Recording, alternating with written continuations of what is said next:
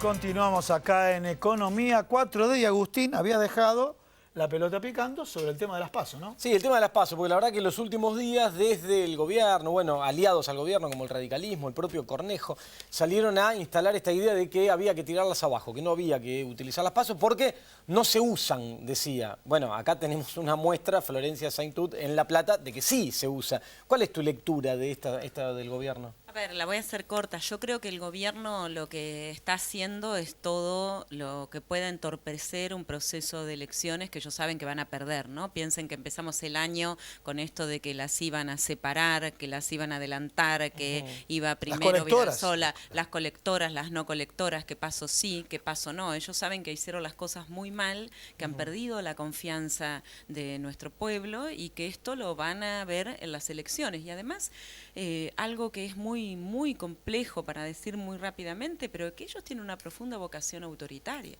Por más que hayan llegado al gobierno a través de elecciones, son profundamente autoritarios. Y entonces, claro, no valoran las PASO, pero porque yo creo que en el fondo no valoran tampoco las elecciones. Un gobierno que ha estafado como ha estafado la voluntad popular, poco valora la voluntad popular. Y eso se juega en esto que están diciendo. Yo después lo veo, te lo referencio a vos, pero después se lo vamos a consultar a un especialista en comunicación política. El verticalismo comunicacional que tiene el gobierno, y lo sé por gente de Cambiemos o gente del PRO y demás, ellos lo llaman trabajo en equipo.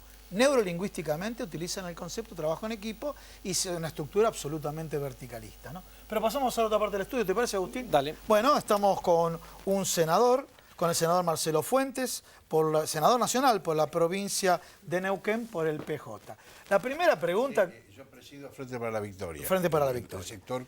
Bueno, la primera Cristina. pregunta es, bueno, ¿cómo quedan conformados con la presencia de Miguel Ángel Pichetto en el Senado y la candidatura de Miguel Ángel Pichetto como vicepresidente de la Nación? Bueno, primera cuestión para entender, decir, Miguel Pichetto era más útil al gobierno adentro que no afuera. Es evidente que este giro, ¿no es cierto?, que toma, concreta y blanquea algo que permanentemente sosteníamos, de que una cosa era generar garantías de gobernabilidad, que lógicamente todos tenemos que hacerlo, y otra cosa era cogobernar. Miguel Pichetto fue el artífice, ¿no es cierto?, de los pactos que paralizaron el Congreso argentino y que celebró con el actual gobierno. Vean el año en curso, 2 sesiones ordinarias únicamente, y luego lo otro son temas que no le interesan a nadie, ¿no? Es decir, los temas importantes que sí tendríamos que estar discutiendo, endeudamiento, emergencia alimenticia, tarifas, o sea, tantos temas hay que angustian a los argentinos y eso no se discute.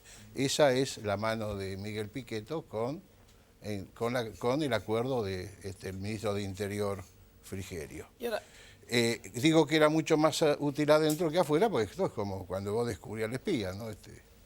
Me lo exhumás al hombre, me lo estás mostrando, entonces además en un planteo diciendo nos es muy útil para la gobernabilidad que viene, que es el argumento que usa el gobierno, se olvida de un pequeño detalle, que primero tiene que ganar las elecciones. Sí. Y Miguel no trae nada, ¿no es cierto?, sino básicamente además ahuyenta, porque no solo gana, es decir, no solo aquellos que lo acompañaron lo rechazan, sino que gana el desprecio de aquellos que esperan que lo reciban. Esto es de diván de psicoanálisis esta situación. Y a ver, una pregunta, usted que conoce la dinámica del Senado bien de adentro y cómo es esto, la lectura que hizo el mercado financiero en esto que se llamó el efecto Pichetto, que hizo que baje un poco el dólar, que se contenga la suba del riesgo país, fue que Pichetto va a ser el garante del gobierno, en caso de que ganen obviamente, en el Congreso de la Nación para pasar rápidamente lo que el Fondo Monetario exige, la reforma previsional, la flexibilización laboral. ¿Esto es así? No, el único primero esto es digamos, diciéndolo científicamente, a lo que hay economista acá, eso fue una engaña pichanga, dicho en términos técnicos. Recompraron sus propias acciones, un día de jubileo, pero esa estupidez ya estamos acostumbrados a vivirla. Si Miguel Pichetto intenta ser garante de algo es de la impunidad. ¿Por qué? Porque es el hombre que tiene, ¿no es cierto?, el conocimiento de los acuerdos de Comodoro Pi, te conoce, ¿no es cierto?, dónde renguea cada juez, conoce qué ha recibido, qué no ha recibido, Entonces esta es la exhibición que se esfuerza. ¿Por qué tiene esta proximidad con Comodoro Pi? Básicamente porque los años que lleva Pichetto manejando el Congreso, el Senado, que básicamente la herramienta de poder político del Senado es el acuerdo no lo dan las dos cámaras. Pero le van a decir algunos, me estoy parado acá, mi rol de periodista, le van a decir algunos, sin embargo, Pichetto pudo haber favorecido tanto a un Carlos Menem como a Cristina Fernández de Kirchner. Sí, pero yo estoy hablando de otra cosa. A ver. Yo estoy hablando del hecho de que cuando vos, en la base de confesar tu debilidad, es decir, la incorporación de Pichetto es la muestra del fracaso de una estrategia. Todos los consejos y toda la doctrina del gobierno era llegar a las elecciones de octubre con el peronismo dividido. Hoy creo que cualquiera se da cuenta, sobre todo desde el efecto... Lo comentamos en el programa anterior. Desde Santa Fe, porque una cosa es ordenar la unidad como gobernador y con los manejos que tiene, y otra cosa es desde la oposición, que el peronismo disgregado se da vuelta. Entonces, evidentemente, vos tenés un proceso que está confesado que ha fracasado. ¿Cuál era? Llevar el peronismo partido. Esto es instintivo en el peronismo. Hoy el peronismo huele que hay posibilidades y se van a amontonar como en la puerta 12. De eso no tengo la menor duda. La segunda cuestión... El término amontonar es riesgoso. Y sí, no, el tema es la realidad. Por eso se da la síntesis entre la política dialéctica. Esto es esto no es un problema sino que a cada uno que se arrima que le vas a pedir el certificado de buena conducta. No.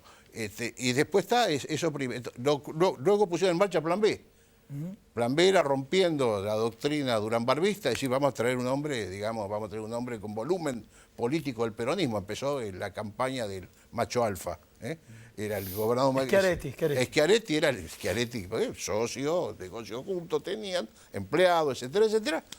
Bueno, ahora, para que la gente, lo mismo que en las economías, se va a perder y demás, trabajó en el sector automotriz cuando los Macri estaban en el sector... No, trabajó en SOCMA. Y trabajó en SOCMA también. Sí.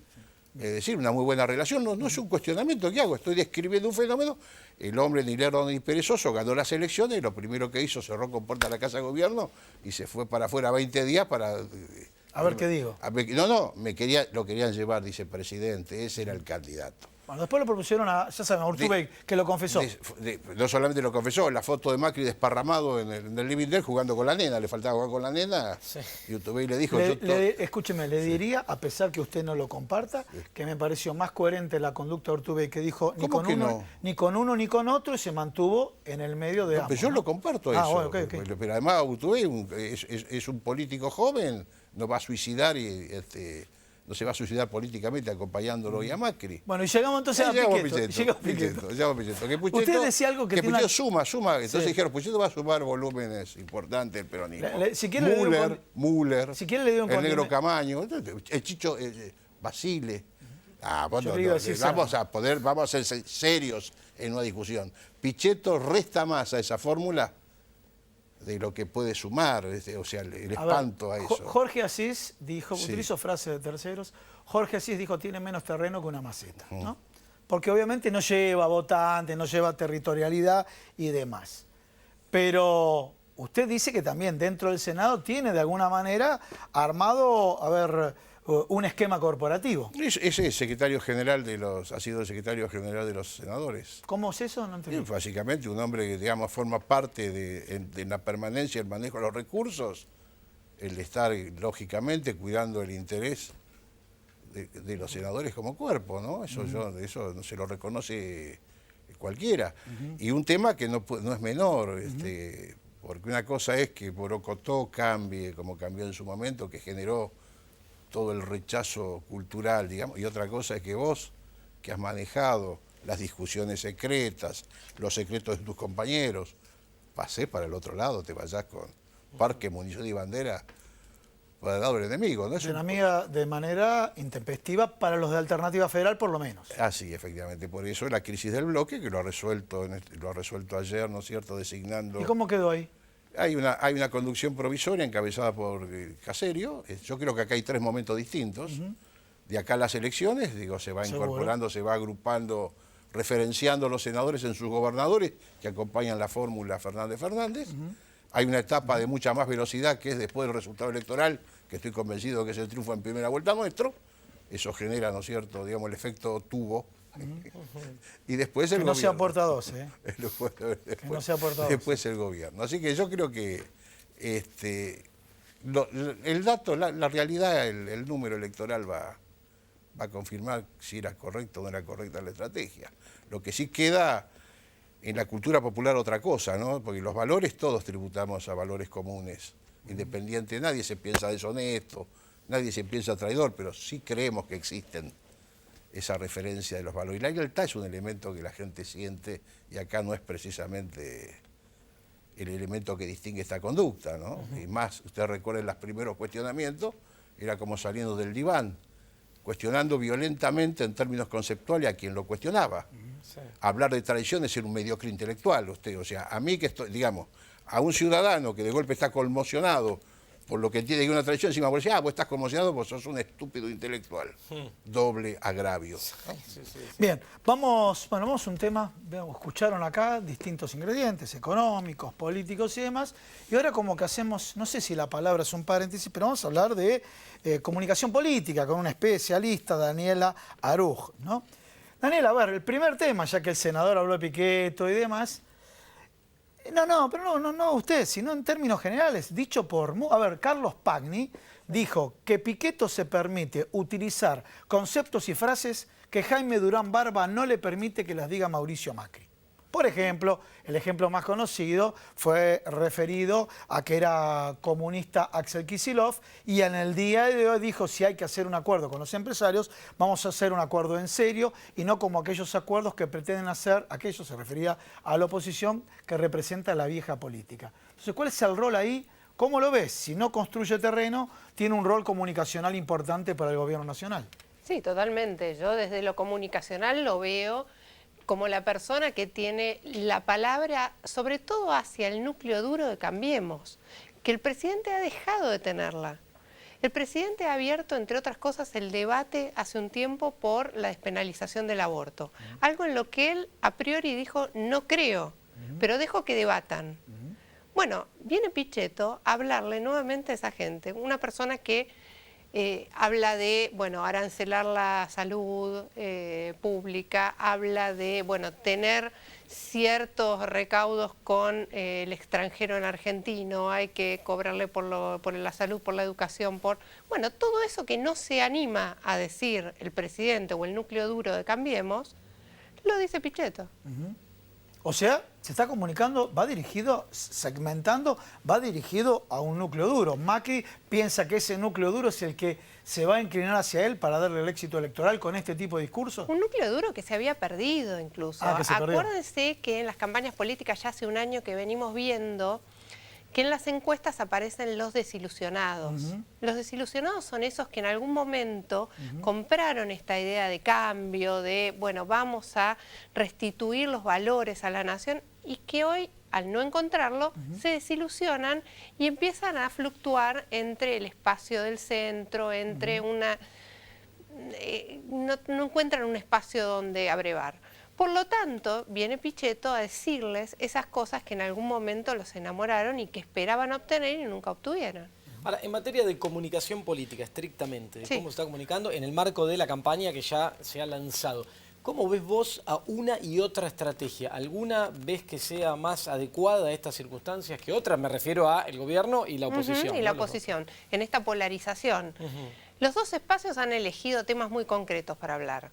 Desde el oficialismo van a hablar de la obra pública, van a mostrar la obra pública y van a hablar de todos los casos sin hablar, van a mostrar, no siempre en primera persona, sí a veces a través de terceros, medios de comunicación aliados o de personas que están dispuestos a decirlo por ellos, la corrupción. Por otro lado, el otro polo, el espacio del senador, de Cristina Fernández de Kirchner, el Frente Somos Todos, va a hablar de la economía y va a hablar de la recuperación de la dignidad y de la justicia social. Con estas palabras o con otras, pero los dos temas de los cuales se va a hablar es del fracaso de este gobierno en función de lo económico y el resto va a hablar de Venezuela, de la corrupción y de la obra pública. Clarísimo. Una pregunta que acá, porque es el tema, hoy se dio a conocer el tema, ya lo sabíamos, pero el tema de Esper. A ver.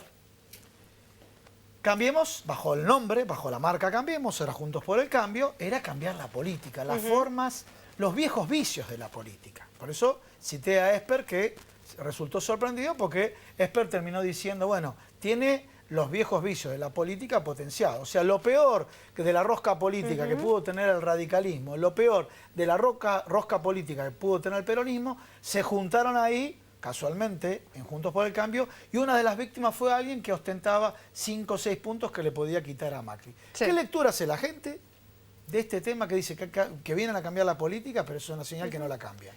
A priori es un tema que no debería llegarle al común de la gente. La gente no lee la política como la leemos nosotros. ¿Ah, sí? De hecho, se aleja, y se aleja mucho. ¿Por qué? Y porque hoy realmente la política no enamora al ciudadano común. Pero discúlpame la mala palabra. Sí. ¿Lo cagaron Esper y pasa desapercibido? No, o sea, yo no dije ese, dije a priori. A priori. A priori. A priori. Ex ante, economista, ¿no? Ex ante. Sí, ex ante, muy bien. Ante. No ex post. Bueno. No ex post. Bueno, muy bien. O sea, eso no debería calar en la sociedad. ¿Pero qué pasó? Se ha popularizado, se han utilizado herramientas de campaña digital muy fuertes para victimizarse frente a la sociedad y mostrar algo que en general no se mira. Por lo tanto, ha calado en la sociedad. Y de hecho se han hecho campañas, hasta valga la redundancia, hasta de change.org, pidiendo que lo dejen competir a José Luis Espert. Por lo tanto, la gente se pone del lado de el menos favorecido, del lado del victimizado. Bien. Hay un dato que ya me estoy metiendo, obviamente esto tal vez corresponde a los que hacen las encuestas y demás. Se dice que un segmento joven acompaña a Esper, ¿no? Ese segmento joven que le dicen, muchachos, queremos cambiar la política. Sí. Va a terminar en, porque sabemos, a ver, lo que se dice, lo que dicen las encuestadoras, que en el caso de un balotaje el votante de Esper se va para Macri. Sí. Aquel desencantado que le hicieron esta jugada, ¿puede ser que cambie de actitud? Yo creo que la primera diferenciación que hay que hacer es entre el que lo votaría a José Luis Espert y el que hoy está pidiendo que lo dejen competir. Bien. No siempre es el mismo. Bien. Por eso los jóvenes están pidiendo que lo dejen competir, pero yo no sé, no estoy tan segura si es la misma gente que lo votaría. Ah, bien. Ahí hago la primera discriminación. Y después, lo que te diría es, los votos no es tan fácil nunca decir estos se van para este lado y estos se van para este otro lado. Primero porque en política todavía falta una eternidad para ese balotaje. Primero hay que ver si hay un balotaje. También falta muchísimo tiempo. El voto que hoy estamos peleando, los dos polos están peleando, es el voto más emocional. Es ese voto que puede fluctuar rápidamente de un espacio al otro y que se dirime en función de la comunicación política, de la campaña y de la emocionalidad. Por eso los dos Entonces voy a la pregunta de Agustín. Voy a la pregunta de Agustín. A ver, simplificándola. Al día de hoy, ¿quién está comunicando mejor? Yo creo que los dos espacios... No me voy a jugar porque creo que los dos espacios comunican bien en torno a sus necesidades. Si están logrando el objetivo y todavía no porque... bien.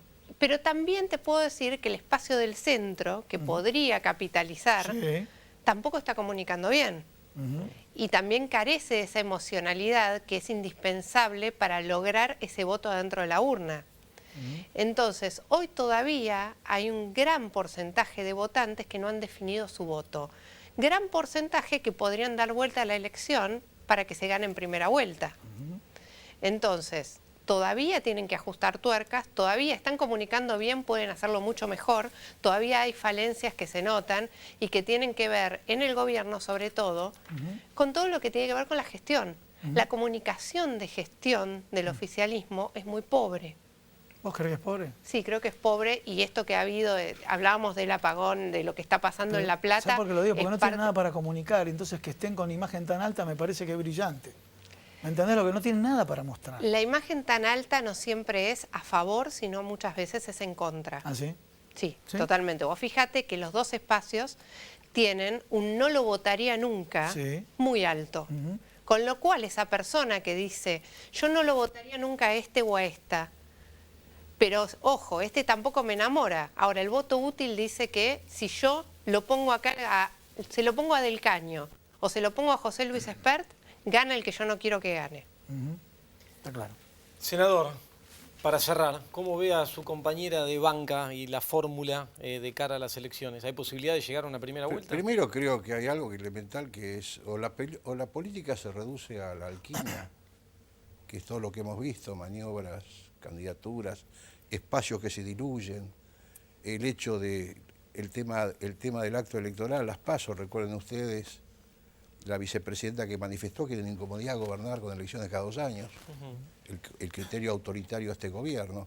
Es decir, si la política es simplemente cómo se comunica, es una cosa. Ahora, si acá tenemos que diferenciamos entre quienes se victimizan y víctimas concretas, y vemos, ¿no es cierto?, que la primera respuesta que hay que dar, como planteaba el compañero economista, era dar de comer primero, ¿no?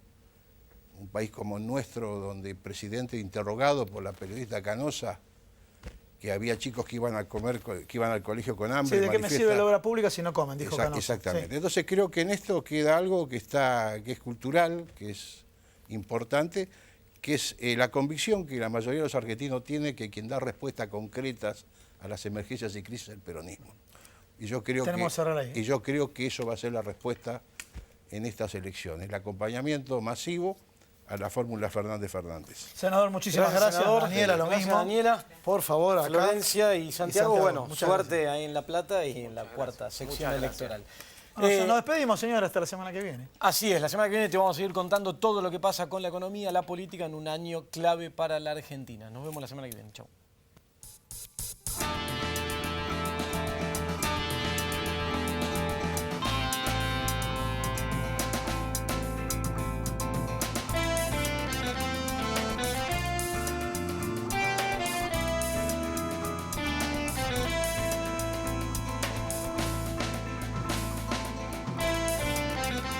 Atilra es artífice de un proyecto solidario, colectivo y social.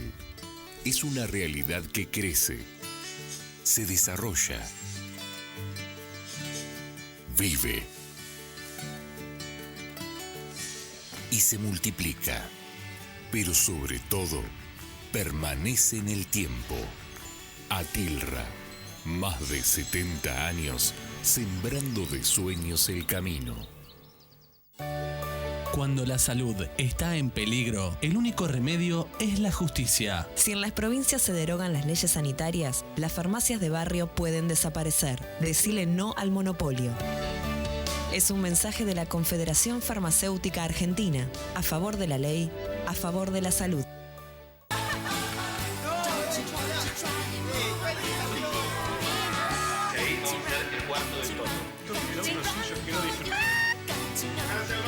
Para cada uno, crecer es algo distinto. Lo importante es tener quien te acompañe. Me parece que hice un video. Banco Ciudad. Te quiere ver crecer.